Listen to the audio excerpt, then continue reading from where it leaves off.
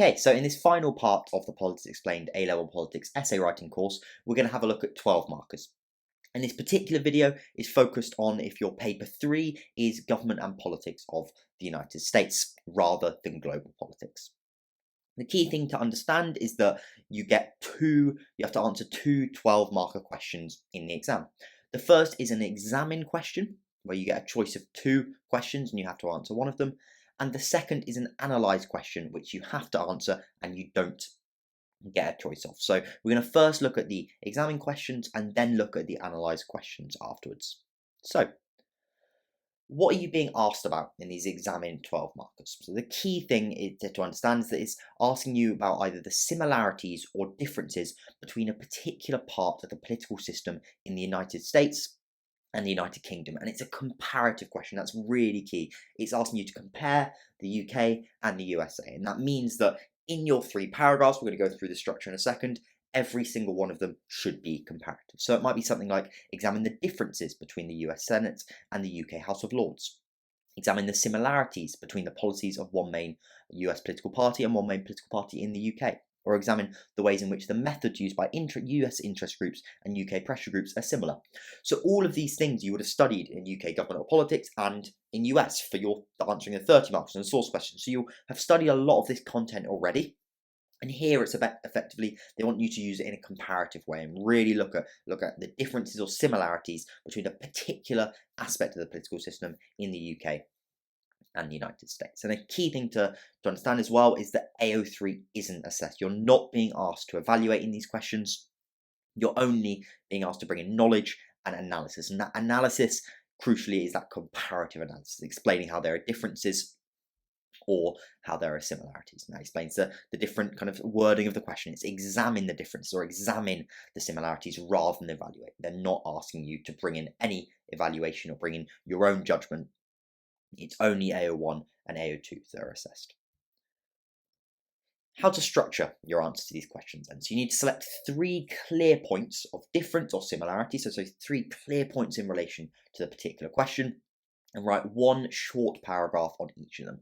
You don't need an introduction or a conclusion, and you shouldn't waste time doing so. These are already very time-pressured exams, so you don't want to waste any time doing an intro or conclusion. Just 3 paragraphs with clear points. Again, if you can only write 2 and you've just worked out with the time you've practiced and you can only write 2 paragraphs, that's fine. Stick with 2 and make sure they're detailed, but ideally you want to be trying to write 3 paragraphs with a point. Kind of each paragraph should be based on 1 clear point of difference or similarity. And within each paragraph, you should first clearly introduce a point and how it is a similarity or difference between the United States and the UK. Make sure that it's a specific, kind of very clear and well selected point. And what I mean is that it kind of directly answers the question and is a really kind of really points to a clear difference between the UK, an important and clear difference between the UK and the US. You then want to go into one country, so you can start with either the UK or the US and explain how it's the case for that country. Bring in specific knowledge and a specific example if relevant. There'll be some questions where it'll be less focused on examples and it'll be more just specific knowledge. For example, if you're explaining how the UK constitution is unentrenched while the US is entrenched, that's kind of more going to be explaining with kind of really specific knowledge about the constitutions rather than an example. But for other questions, for example, if you're comparing the policies of the United States of a party in the UK and the US, you're going to want to bring in an example of a policy for each side. So it's really about bringing that specific knowledge and a specific example. And that's where you're picking up those AO1 marks to really clearly support your point. You then want to kind of, if it's a similarity, explain how, use comparative language and explain how it's similar in the other countries. So if we started with the UK, we could say, similarly in the US, da, da, da, da. Or if it's a difference, again, comparative language, something like by contrast in the US, and then explain the point. So you're kind of using comparative language, explaining the point and how it's different from the UK or similar to the UK. Again, you can start with the US if you want to. It's good. That's no problem at all. And again, bring in specific knowledge and specific examples, and that's it. So that's all you need to do. Clear point, explain for one country, explain for the other country, using that comparative language. Make sure that kind of it's focused on that similarity or difference in each paragraph, and that you'll bring in specific knowledge and a specific example if relevant.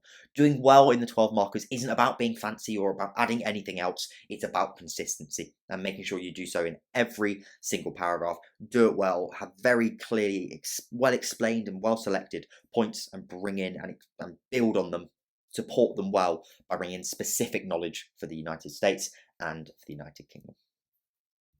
To give you some examples then, examine the similarities between devolution and federalism. So one thing we say, this is kind of a second paragraph. Another important similarity between devolution and federalism is that there are significant tensions between the states or devolved bodies and the central government. So a very clear point of similarity. We're then starting with one country. In the US, there are often significant tensions and disagreements between the federal government and the states, particularly the states that aren't controlled by the same party as the president. So we're explaining how it is for the US and bringing in some specific knowledge. And then we're then bringing in a very specific example that illustrates it well. For example, in January 2025, Trump issued an executive order mandating that transgender athletes participate in sports teams corresponding to their gender assigned at birth. Maine Governor Janet Mills defied this EO and allowed transgender athletes in Maine to join teams aligning with their gender identity, whilst also promising to challenge the federal mandate in court. So really a very clear, specific and well-selected example that supports the point. We're then comparing it to the UK. In the UK, there are also significant tensions between the devolved bodies and the central government when they disagree over policy. And again, another specific example. For example, in October 2023, Andy Burnham strongly criticised Prime Minister Rishi Sunak and the Conservative government for cancelling the northern leg of HS2, which he described as a betrayal of the North. So, a clear point. Again, these are only 12 marks. We're not having really long paragraphs here. Clear point of similarity, and then explaining it really specifically for each country with that comparative language in the middle. In the UK, there are also significant tensions. I'm not going to go through all three of these. Again, you can pause the video or access the essay writing course for free on the Politics Explained website. But I'll go through this last one as well. Examine the differences between the sources of the US and UK constitutions. And of course, for all of these are just one paragraph, right? So you're having 3 paragraphs for each time to each question, each with a specific point. But for this one, a final key difference between the sources of the UK and US constitutions is their flexibility and the ease with which they can change across time. So again, a very kind of clear difference we're pointing out. And then we're starting with the US. The US Constitution is entrenched with a formal amendment process, making it very inflexible and resistant to change over time. The amendment process requires a 2/3 majority in both houses of Congress to propose an amendment and 3/4 of states to ratify it. This very high threshold has resulted in just 17 amendments to the US Constitution being introduced since the Bill of Rights in 1791. So not necessarily bringing an example there, but very specific knowledge that clearly supports the point and explains it very clearly in relation to the difference. We've highlighted what the case is in the United States. We're then using comparative language. By contrast, the sources of the UK Constitution are much more flexible and change frequently over time, as the unentrenched nature of the Constitution means that it can be changed through an Act of Parliament, which requires just a simple majority. Blair's here we are bringing a specific example. And this shows it doesn't have to be a recent example as well. If it's a good example that supports the point, it doesn't have to be recent at all. Blair's government was able to very easily introduce a number of major constitutional changes in a number of years, including reforming the House of Lords, introducing the UK Supreme Court, and introducing devolution. So we've got a very clear point of difference, and then we're kind of really clearly explaining it for the US with specific knowledge, and very clearly explaining it for the UK with specific knowledge again, but also comparative language. And again, you just need 3 of these paragraphs on different, well-selected points. You do 3 of those, you will be getting 12 out of 12. Okay, so they're the examine questions. As I mentioned, they're the first thing on the paper in your paper 3. You get 2 questions and you have to choose and answer one of them. After that, you have to answer another 12 marker. And this is phrased in a very similar way, asking you to look at the similarities or differences, but crucially it says analyse rather than examine, and you don't get a choice. So as I mentioned, it's very similar to the examine 12 marker question. It's going to ask you to analyse the differences or similarities between a particular part of the political system in the UK and the USA. The key differences are, firstly, they ask you to consider the relevance of at least one comparative theory in your answer, and secondly, it may be slightly more specific. But it is very, very simple. So again, AO3 is not assessed, only AO1 and AO2. So it'll be phrased something like, analyse how the role and powers of the US President and UK Prime Minister are similar. So that one's not really more specific. It says, in your answer, you must consider the relevance of at least one comparative theory. And you're going to see that in every one of these questions. One that is a little bit more specific, analyse how the US Senate has greater power than the UK House of Lords. So again, that's looking at differences, but it's slightly more specific. It's looking at how the Senate has greater power than the House of Lords. So it's kind of asking for more specific differences. And again, in your answer, you must consider the relevance of at least one comparative theory. The most important thing to understand about the comparative theories is that they should be used to explain why there's a difference or similarity between the UK and the USA. That's how you should think about using them. You should select, effectively, write your paragraph, select your points, and write your paragraph in the exact same way you do for the exam in first. So think of a clear point of difference or similarity that clearly answers a question, explain it for the UK with specific knowledge and a specific example, or you might want to start with the US first, and then use comparative language, explain it for the other country, using specific knowledge and a specific example. So that's exactly the same. Okay. The only difference is at the end you add one or two sentences. You bring in one of the comparative theories to explain why that difference or similarity is the case, and that's crucial. That this is what these theories are for. You're looking at differences or similarities between two different countries and explaining why that's the case.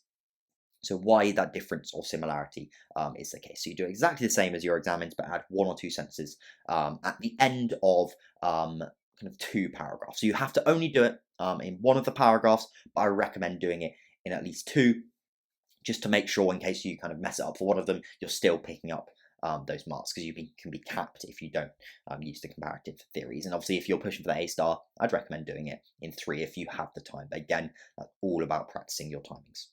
There are three comparative theories, and the first one is structural theory, the second one is cultural theory, and the third one is rational choice theory. And you can choose to bring in any of these effectively, and you don't need to use more than one of them. You could use structural theory twice to explain key differences. You could use cultural theory twice, or you can bring in a mix of them.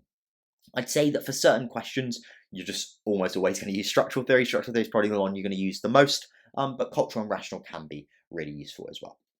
So, structural theory, as I mentioned, these theories are explaining why a difference or similarity is the case. So, for structural theory, it's about kind of whether a difference can be explained by the fact that the UK's political system and institutions, their structures, that's why it's structural theory, are structured differently to the political system and institutions in the United States. So, for example, here, if we're saying one key difference between the UK Parliament and US Congress is that in Congress, both chambers have equal legislative powers, whilst in Parliament, the House of Commons is the superior chamber and can force legislation through. So that's our clear point. Very similar to our exam question.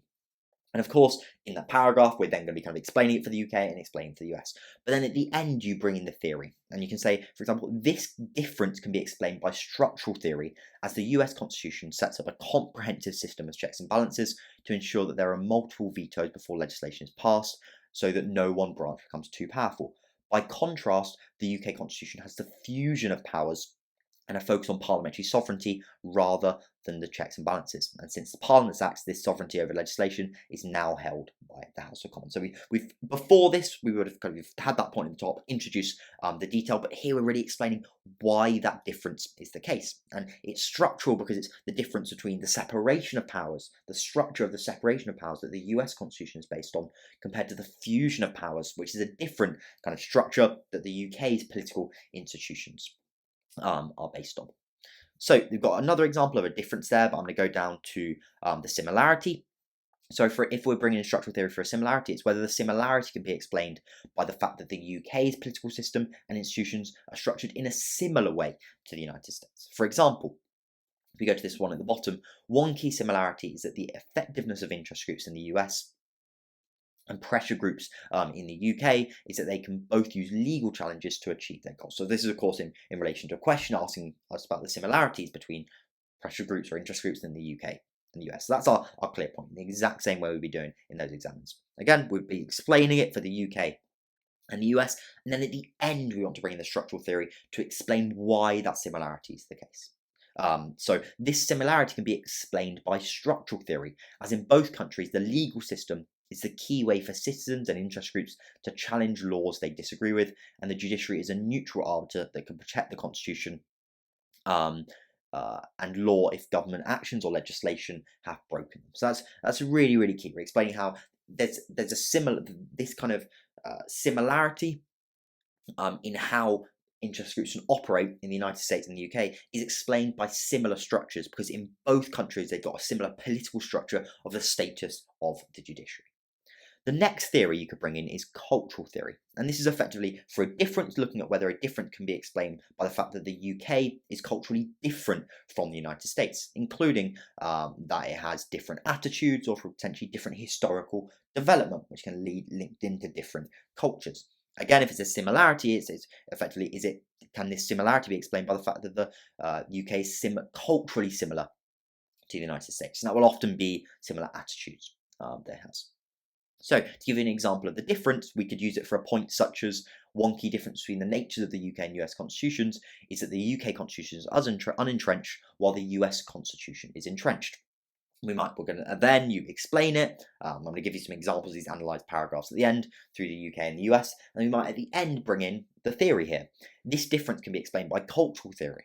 As in the US, the founding of the Constitution was a key moment in which representatives of the US population and states came together to ensure that democracy and individual rights were protected, whilst in the UK there was no such moment, with the Constitution instead gradually evolving from a monarchy to a constitutional democratic system based on the sovereignty of Parliament. So that kind of different cultures. Cultural theory points out that it's the consequence of different historical developments that lead to different cultures, effectively. Or it might be a little bit more simple. If we're looking at a difference in the protection of rights in the UK and US, being that interest groups in the US are far more effective at protecting rights than interest groups in the UK are, we can say this difference can be explained by a cultural approach, as rights are more effectively protected in the US due to the fact that they are more high profile in US society and more important to voters than they are in the UK. So the cultural difference is that rights are more high profile and important in the United States compared to the United Kingdom. Or again, similarity might point to similar cultures that can explain key things. For example, for this point of similarity, that there's one chamber with greater democratic legitimacy that has more control over financial legislation. Of course, before we bring in the theory, we'll be explaining how that's the case for the House of Representatives and the House of Commons. We can say that this similarity can be explained by cultural theory, as in the cultures of both countries, the chamber with greater democratic representation originally was given powers in relation to taxation, as there was a key kind of cultural opposition in both countries to taxes being imposed on the people without their consent. So that's how cultural theory is explaining the similarity. And again, we've got another example there if you want to pause the video. The final theory you could use, and this is maybe the one you're going to be using least frequently, but can definitely be really, really useful, particularly in relation to certain questions, is rational choice theory. And that's whether a similarity, for example, can be explained by the fact that in both the UK and the US, individuals, and this will often be voters, members of parliament, or even leaders, so prime ministers and presidents, act rationally in a way that will give them a beneficial outcome. So, to give you an example here, one key similarity between the role and powers of the UK Prime Minister and US President is they're both Commander-in-Chief of the Armed Forces. That's our point, and we're explaining that, of course, after going into the details, as I keep repeating, by rational choice theory. This similarity can be explained by rational choice theory, as in both countries, those who decided on the Constitution, so in the US, we're talking about the Founding Fathers there, in the UK, we're effectively talking about Parliament, deemed it necessary for one figure to have the power to make difficult and quick yet necessary decisions in order to protect national security. So it's that rational choice theory explains why there's that similarity, because it led the kind of the founding fathers in the US and Parliament effectively, or the kind of key kind of politicians in the UK to structure the political system in that particular way. Another important similarity between the party systems, this is in relation to a question on the party system in both countries, is that third-party candidates can have an influence on the policies of the major parties. This can be explained by rational choice theory, as in both countries there is clearly an appetite for policies other than those supported by the two main parties. And when these parties see support for an issue, they adopt it as part of their political platforms. So that shows that there's a cultural similarity, because in both countries, There's support within the culture for not just the two main parties' policies, and that influences kind of the party system in both countries. Again, differences is very similar. Can the differences be explained by the fact that in both the UK and the US, individuals such as voters or politicians act rationally in a way that will give them a beneficial outcome? And this process of kind of pursuing rationality leads to different outcomes in the UK compared to the United States. For example, if we're kind of asked about a question in relation to the internal unity of the party in the UK and US, and one of the key difference we're highlighting is that the Conservative Party remains divided over which direction to take the party in, whilst the Republican Party is increasingly ideologically homogenous behind Trump effectively, we can say that this difference can be explained by rational choice theory, as Republican lawmakers recognise that the strength of Trump's support means that they must publicly support his policies or be removed in primaries. In the Conservative Party, the increase in disunity is driven by MPs trying to desperately find new ways to win votes in the context of the Conservative Party performing very poorly. So this kind of difference is explained by politicians in both countries, particularly kind of lawmakers, members of Parliament or Congress, acting rationally. We've got another example there in relation to campaign finance. And just to finish off by showing you how these analysed 12 marker paragraphs will look different to the examined ones, effectively they're very, very similar. And what I've done is taken the three examine paragraphs we had a look at and changed them to analyse. And what you'll see is that the whole of the start of the paragraph is exactly the same as the examine. You're introducing a key point of difference or similarity dependent on the question. You're explaining it for one country, specific knowledge of specific examples. You're doing exactly the same for the other country using comparative language. But the key difference is that at the end, you then add one or two sentences explaining how that difference or similarity can be explained by the theory. So here, this similarity can be explained by rational choice theory, as it's in the interest of politicians in the devolved bodies and states to openly criticise the central government, as this is seen it's kind of like to be seen as them standing up for local constituents and therefore improving their chances of re-election. So that one's rational choice theory. For this one, again, exactly the same as the examiner. I've actually forgotten to change it from examine there. That should be analyse. But again, we're just adding that kind of final sentence at the end, explaining it through cultural theory in this case. And again, you don't have to do, you can use any of them for any point, effectively just really thinking for each point, okay, which theory can we use to explain this difference or similarity? And this final one then on the sources, again, I should have changed it from exam, I completely forgot. I'll change that on the essay writing course on the website. Exactly the same, so that should be analysed at the top there, exactly the same, but the only difference is we've got that kind of sentence at the end, bringing the theory and explaining. And here we've done it for structural theory. So, as I mentioned, this PDF on your screen you can kind of get for free on the Politics Explained website, along with all of the PDFs from the essay writing course, which will kind of have loads of examples in them to help you improve your essay writing. So yeah, let me know if you've got any comments or questions in the comment section below, and I'll see you in the next video.